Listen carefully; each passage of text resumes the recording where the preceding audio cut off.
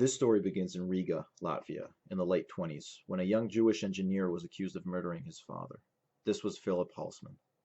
His family and friends petitioned his release, with the help of notable European scholars, one of which was Albert Einstein, a family relative.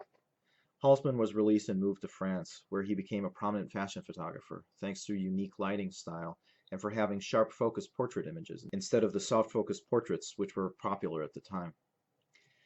As the Germans invaded France, he fled to New York, and once more with the help of Albert Einstein.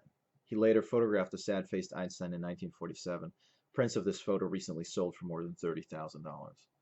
Halsman soon gained notoriety in the United States for his unique style, became friends with Salvador Dali, and worked for Life magazine. In the 40s and 50s, Halsman built a specialized camera for himself, a twin-lens reflex 4x5 camera.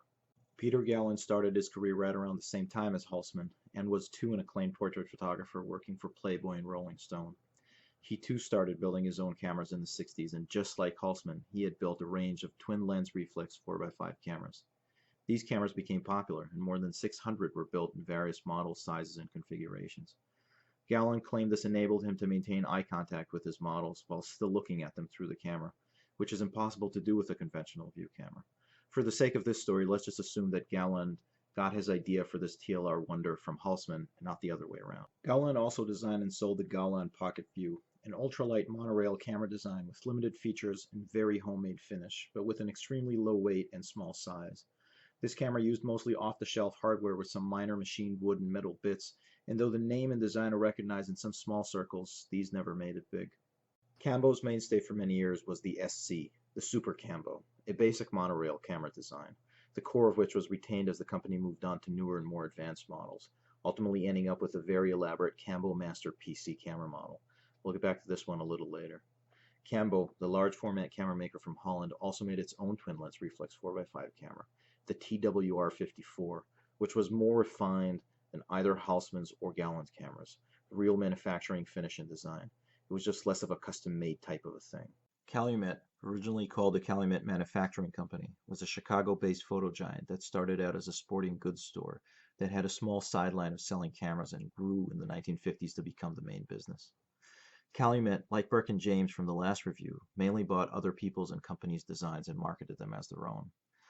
The first notable such relationship was with Kodak, which sold Calumet the rights for their 4x5 Kodak Master View camera and commercial Ektar lens designs. The Kodak Master View would go on to become one of the most produced 4x5 cameras in history, as the Calumet CC400 series cameras. Every college-level photo student in the United States has used one of these at one point or another, even today, despite having been out of production for decades. They manufactured Kodak-designed lenses under their Caltar brand, which were made by Ilex in Rochester, and later used the same Caltar brand to sell rebranded lenses made by other manufacturers including Topcon Horseman, Schneider, Rodenstock, and Yamasaki Kongo. As part of Calumet's home branding, they sold pretty much everything under the sun as their own. At one point in the mid-90s, Calumet bought out Rightway, Lisco, and Fidelity, the film holder manufacturing companies, and consolidated them into one company. Among other small-time photo manufacturers, Calumet bought the Zone 6 brand from Fred Picker and had Fred Picker build some Zone 6 cameras sold as ultralights exclusively in Calumet's outlets. Calumet had a long relationship with Cambo, and their flagship store in Chicago was the U.S. Service Center for Cambo gear. As a result, Calumet sold many rebranded Cambo cameras and accessories for many years. This spree of acquisitions and rebranding agreements enabled Calumet to have an entire product range for view cameras, from film holders to cameras, lenses, and cases, all carrying their name or sold exclusively by them. Another thing Calumet sold under their own name was the Gallen Pocket View cameras. They even had local Illinois workshop make up some Calumet branded ultralight monorail cameras with the same design. The Cadet is the camera that ties this all together, from Halsman to Gallen to Cambo to Calumet to the Cadet. Somewhere in the 90s, Cambo came up with the idea for the Cadet, a stripped-down version of a monorail camera that still retained pretty much everything one needed in order to make use of a view camera. It was light, it was small, it was simple, it was well made. This was the ultimate replacement for the CC400 series camera with a modern, sleek look and better in every respect, yet still maintaining a very low price. But the Cadet embodies more than just a stripped-down camera. It's a refined idea, boiled down from the past 50 years of camera building. It borrows the groove and track focus system from the Gallen Ultralight, itself being borrowed from the C1 8x10 camera, though mounted upside down, and everything about it screams refinement. The L-shaped standards are a direct reference to the top-of-the-line Cambo Master PC camera, with its all-geared movement and its super precise control, and perhaps even to the Horseman L-series cameras, which for a short while were manufactured under license by the Dutch company Inca. The tripod clamp has the fine adjusting locking lever from the Cambo Ultima 3D top-end tripod head. Galon cameras, which the Cadet was trying to imitate, were rough and hard to use. The backs were quirky and the lens board latches were just blocks of Teflon with a screw through them. The Cadet is a real camera in every respect that feels solid despite being so Spartanly built, with small knobs, thin stamped steel. Nothing unnecessary is on this camera.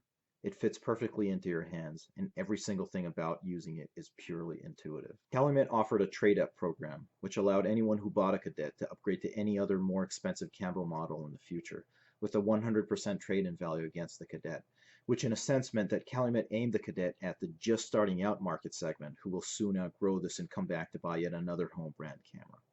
But Calumet, and perhaps Cambo as well, failed to see just how the future might look. The stripped-down, super refined concept which was the Cadet came just at the wrong time.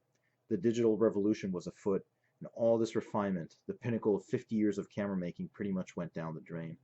Calumet went out of business in 2014. Cambo no longer makes traditional view cameras and mostly sells video gear. From today's standpoint, looking back 20 years, it's just amazing to see how far the design of this super low-end entry-level camera actually went.